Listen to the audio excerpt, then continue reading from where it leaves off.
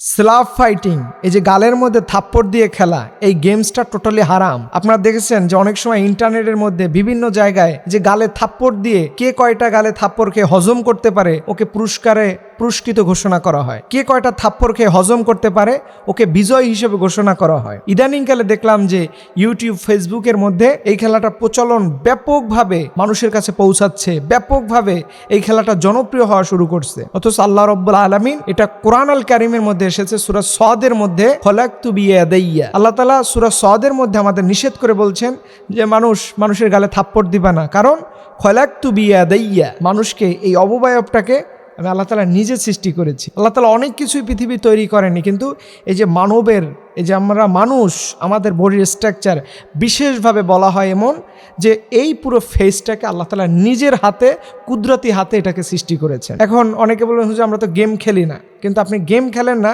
এই উদাহরণটা আনার পিছনে একটা কারণ আছে। সেটি হচ্ছে আমরা অনেক সময় রাগের মাথায় দেখবেন ওয়াইফকে গালের মধ্যে থাপ্পড় দেয়, বাচ্চাদেরকে গালের মধ্যে থাপ্পড় দেয়। এটা আমরা অনেক সময় ভুলে করে ফেলি, অজান্তে করে ফেলি। তবে এটা জেনে রাখা উচিত, এটা মারাত্মক একটি গুনাহের কাজ। মানুষকে গালে থাপ্পড় দিতে নাই, এটা প্রচণ্ড লেভেলের একটি গুনাহ। আমরা সবাই যেন আজকের এই আলোচনার মধ্যে থেকে এটা শিক্ষা গ্রহণ করি যে আমরা কখনো মানুষের গালে থাপ্পড় দেব না। মানুষকে মারাই উচিত না, এরপরও যদি ভুল হয় সেটার একটা সিস্টেম আছে, তবে মানুষের গালের মধ্যে আঘাত করা যাবে না।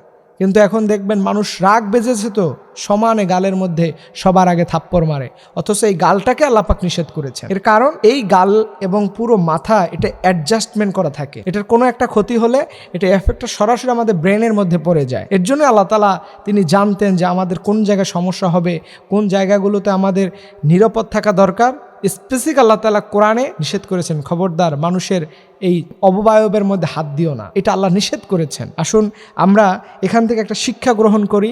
আমরা যখন প্রচণ্ড রেগে যাব, কাউকে শাস্তি দেওয়ার প্রয়োজন হলে তখন যেন গালে থাপ্পড় না দেই। এটা কন্ট্রোল যিনি করতে পারবেন তিনি হচ্ছে কোরআনও মানলেন এবং রাসূলুল্লাহর হাদিসও মানলেন। আল্লাহ নবী জীবনেও কখনো মানুষের গালে থাপ্পড় দিতেন না, এবং এটার কোনো বর্ণনা পাওয়া যায় না যে তিনি ভুলে করছেন। আল্লাহ পাক যদি আমরা অনেক সময় অজান্তে মানুষ হিসেবে আমরা করে ফেলি, এর জন্য আল্লাহর কাছে ক্ষমা চাওয়া উচিত, স্পেশালি তার কাছে চাওয়া উচিত যার সাথে এই কাজটা হয়েছে। আসুন আজকে আমরা এখান থেকে সিদ্ধান্ত গ্রহণ করি যেন আমরা কখনো এই জাতীয় ইন্টারনেটের মধ্যে দেখা খেলাগুলো দেখে উদ্বুদ্ধ না হই, আমরা যেন ইন্সপায়ার্ড না হই, কারণ এটা চরম লেভেলের একটি গুনাহ, যে গুনাহ আল্লাহ সুবহানাহু ওয়া তাআলা মানুষকে সহজে কখনো ক্ষমা করবেন না।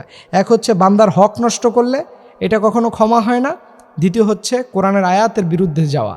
সো আপনারা এই আলোচনা থেকে এতটুকু সিদ্ধান্ত নেবেন যে এখন থেকে কখনোই আপনি আপনার সন্তানের গায়ে, ওয়াইফের গায়ে, অন্য যার গায়ে আপনি হাত তুললেন, খবরদার সর্বপ্রথম মাথায় রাখতে হবে যেন তাকে গালে থাপ্পড় না দেয়া হয়। রব্বুল আলামিন যেন এই জাতীয় বাজে গুণ থেকে আমাদের হেফাজত করে, সকল আমিন।